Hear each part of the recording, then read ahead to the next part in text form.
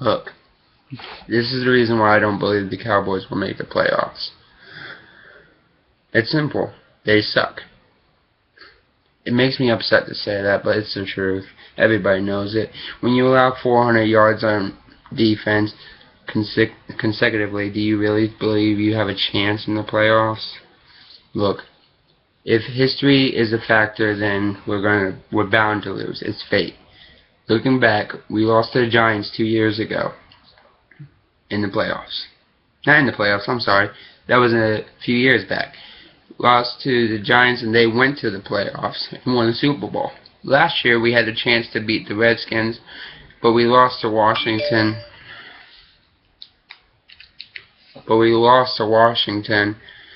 And they went to the playoffs where they lost to the Seahawks.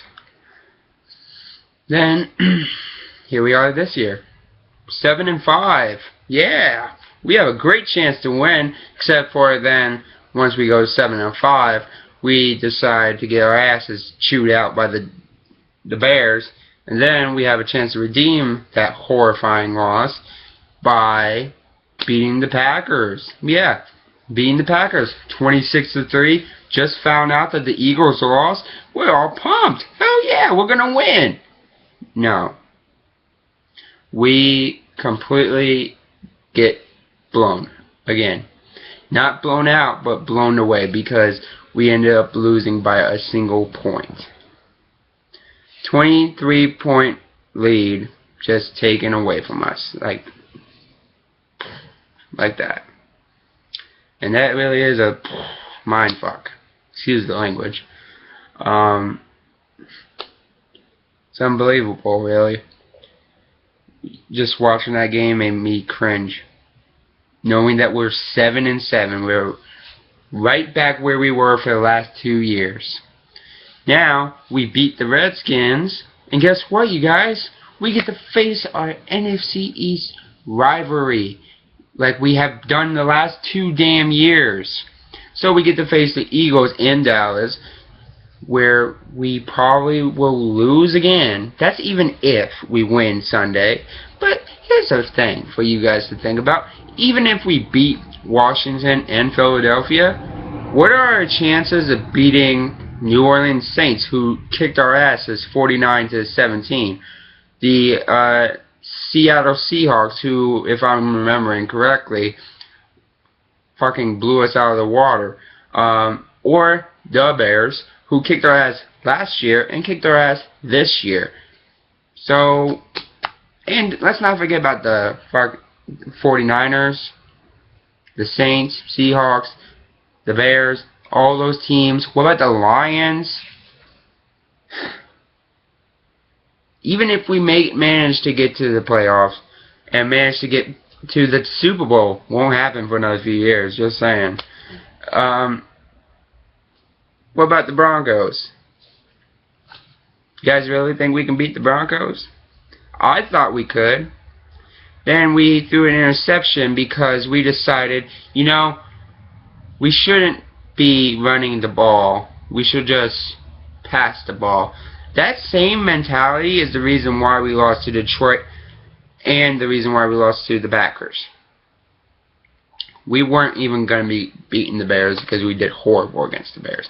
But everybody, last game against the Packers, blames Tony Romo, blames Cole Beasley. Here's the thing. It's Cole Beasley's fault. He didn't do the right route. It's also the fucking coach's fault who said, we shouldn't run the ball. We should be passing the ball. I mean, come on, you guys. We're winning by 5. There's only a few minutes left in the game. We shouldn't be wasting the clock. That's not how we do things. Yeah, that's not how we do things, and that's why we haven't been making the playoffs. We've never made the playoffs under me, because that's wasting the clock is not how we do things.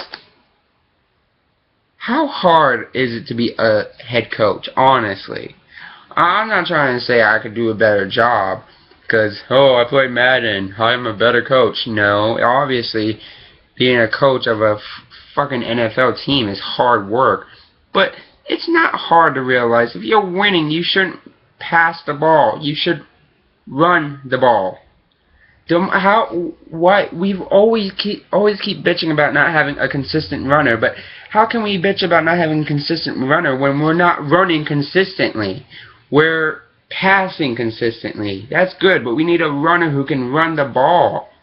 And DeMarco Murray hasn't been injured, thank God. And we finally can find him, and we're not doing anything about it. Look, it's just the facts. We aren't a good team, and even if we did win against the Packers and we advanced to 8 and 6, we still wouldn't be a good team. It's just a fact. You're not a good team if you allow 400 plus yards on defense. That's just that, man. That is just that. In the last Cowboys 2 games, they allowed almost 80 points in the last 2 games. The Bears scored 42 points, if I'm correct, and the 42 or 45, and the Packers scored 36. So that's at least around 80 points, give or take. We're just not that good anymore. And it's just gonna be the case for a while. And it's the same thing with the Texas Longhorns. We have not been good since Colt McCoy got injured in the national championship match against Alabama. We went with Garrett Gilbert. He was horrible. Kicked his ass off. But that's what makes me wonder.